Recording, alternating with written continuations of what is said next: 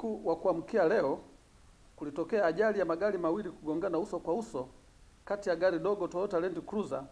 lenye namba za usajili T385 EHM na lori aina ya Scania lenye namba za usajili T396 EHR likiwa na tela lenye namba za usajili T833 ACD na kusababisha vifo vya watu wawili. Ajali hiyo imetokea tarehe 13 mwezi wa 4 2025 majira ya saa 7:30 za usiku huko Nyatwali Ndabaka, eneo la hifadhi ya Serengeti, wilaya ya Bunda, mkoa wa Mara, katika barabara ya Mwanza Msoma, ambapo gari namba T 385 EHM Toyota Land Cruiser ikitokea Mwanza kwenda Bunda iligongana na lori lenye namba za usajili T396 EHR Scania likiwa na tela lenye namba za usajili T833 ACD na kusababisha vifo vya watu wawili ambao ni mhandisi Boniface Gisima Nyamohanga mwenye umri wa miaka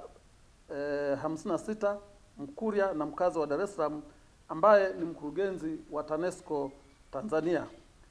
pamoja na dereva wake aitwaye Mhajiri Muhammad Haule mwenye umri wa miaka 61, Mngoni, mkazi wa jiji la Dar es Salaam, waliokuwa katika gari hilo dogo. Uchunguzi wa awali umebaini kuwa chanzo cha ajali hiyo ni uzembe wa dereva wa gari dogo kumkwepa mwendesha baisikeli na kushindwa kulimudu gari lake, na hivyo kugongana uso kwa uso na lori alilokuwa anapishana nalo. Dereva